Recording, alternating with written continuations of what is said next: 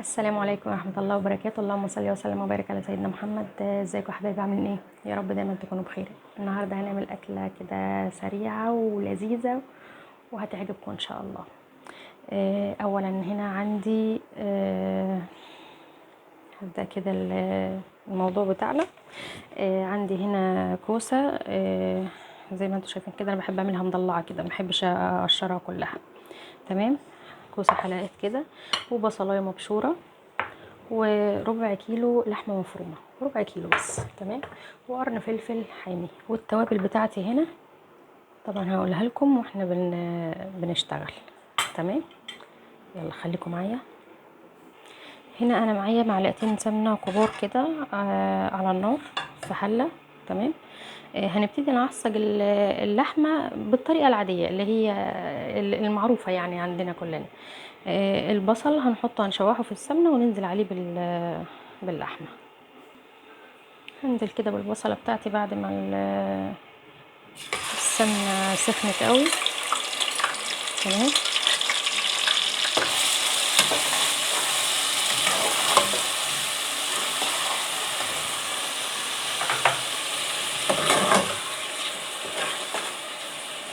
شوح فيها كده لحد ما يعني تصفر كده، مش تحمر، انا مش عايزاها تحمر.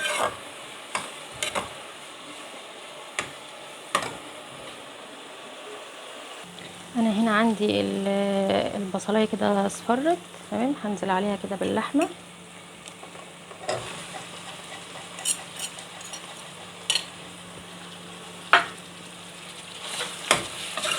مش عايزه اقول لكم الاكله دي بجد يعني طعمها بيبقى جميل جدا جدا.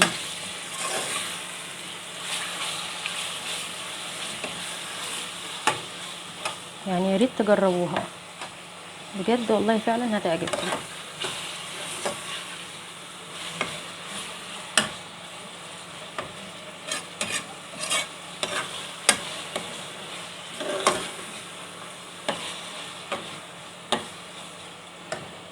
تمام. طيب انا يعني شوحتها كده حوالي 5 دقايق بس. انا هسيبها طبعا لما يعني تطيب شويه. بس انا هحط التوابل دلوقتي. عندي هنا معلقه صغيره من السكر، مكعب مرقه، 7 بهارات، فلفل اسود، الملح. انا هحط كل حاجه الا الملح. تمام. بسم الله.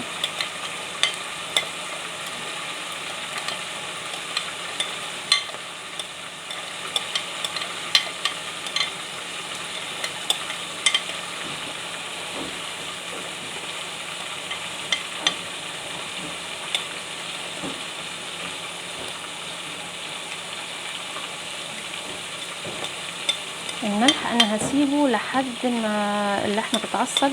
تمام. وتستوي هضيف الملح.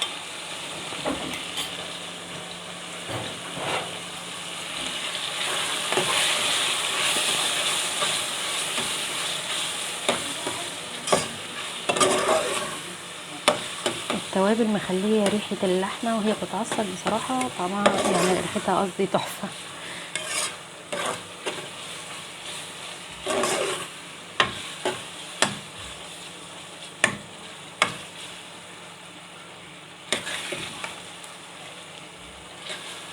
انا مش هستنى لما تطيب قوي. تمام. لان انا لسه هكب عليها، هحط عليها طماطم. يعني وهسيبها تتسبك، فاكيد هي هتطيب جوه الطماطم. تمام. انا هديها بس ايه، تشويحتين كده.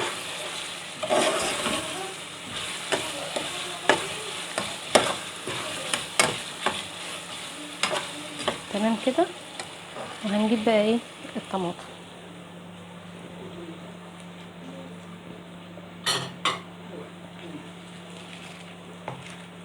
الطماطم اللي متسبكه، اللي هي مخزنينها في الفريزر، طبعا انتوا ايه عارفينها، قلتلكوا عليها قبل كده.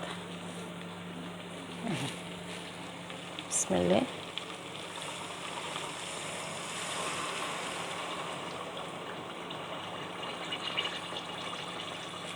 نقطع باقي بايدي الكيس كده.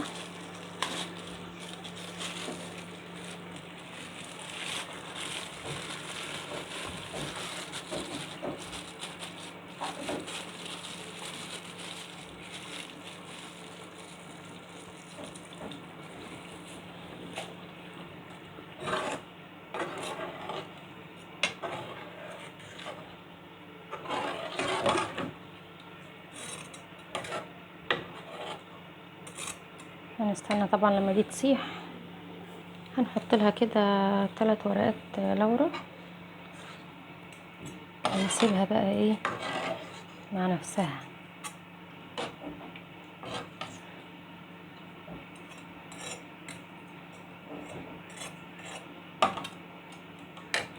هنشوفها بعد التسبيك وهي بتتسبك كده. هضيف لها بقى القرن الحامي ده، وده اختياري، ممكن لو مش عايزه تحطيه براحتك،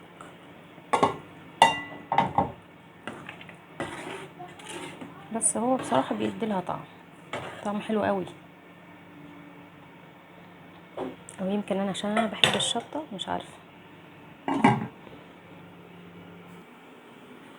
شايفين بقى بعد التسبيكه بقت ايه كلها بتغلي. شكل بس اللحمه ريحتها حلوه جدا جدا جدا. دلوقتي بقى ايه هنضيف الملح.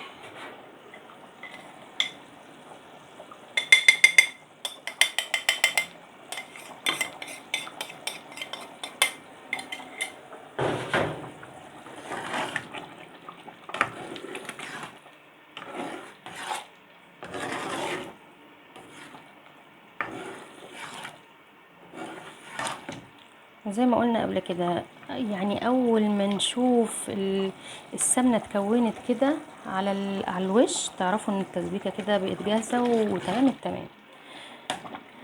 هنروح بقى مع بعض نحطها على صينيه الكوسه. تمام كده. نحط بقى التسبيكه زي ما هي كده. بسم الله.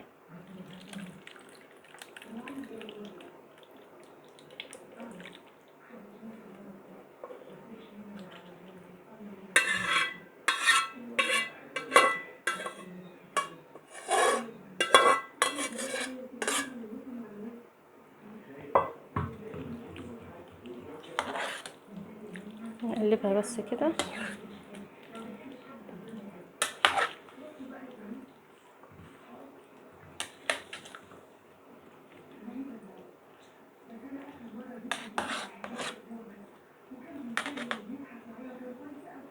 اللي على الوش ده عادي لان الكوسه بتنزل ميه كمان.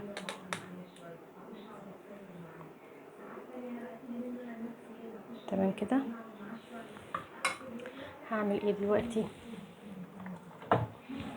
هرش شويه فلفل اسود كده من على الوش.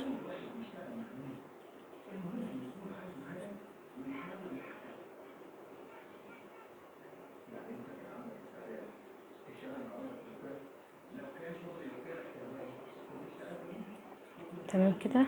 هندخلها الفرن ونشوف بعد ما تطلع تبقى عامله ايه. كده الصينيه بتاعتنا طلعت من الفرن اهو. هي لسه والله يعني بالبخار بتاعها. تمام. بس هقرب لكم التليفون. ايه رايكم؟ مش عايزه اقول لكم الريحه عامله ازاي، طعم عامل ازاي. دي انا بحب اعملها باستمرار بصراحه، حلوه جدا. تعالوا بقى نغرفها مع بعض كده. بسم الله. شايفين البخار؟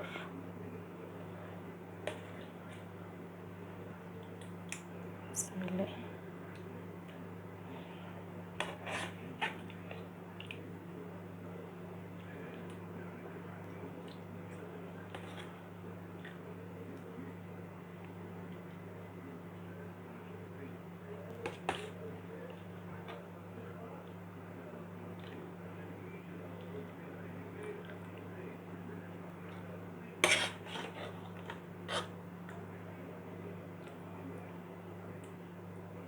طبق سخن جدا جدا على ايدي.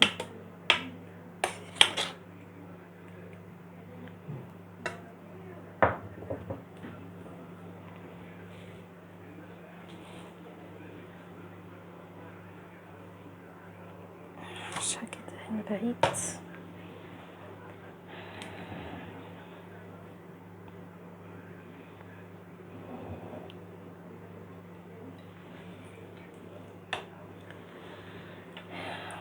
طبعا احنا عملنا معاها رز بشعرية وسلطة خضراء. تمام. رز بشعرية وسلطة خضراء. ممكن كمان تعمل معاها مكرونة محمرة، يعني مش شرط رز بشعرية. ايه رأيكم يا جماعة؟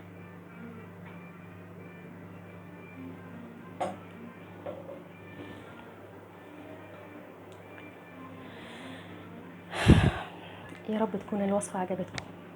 بصراحة والله العظيم فعلا أكلة تحفة ومش مكلفة. الكوسة دلوقتي الكيلو وربع ب5، وبتبقى صبحة وزي الفل كده، يعني تشد كده. واللحمة ده ربع كيلو. تمام. الوصفة سهلة ولذيذة وسريعة، وغدوة سريعة كده علشان نمشي بيها الدنيا. تمام. وسلطة خضراء وشوية رز معاها او مكرونة محمرة زي ما انت عايزة. ما تنسوش تعملوا متابعة للقناة، واللايك. ما تنسوش اللايك، عايزين لايك كتير كده علشان الفيديو يترفع.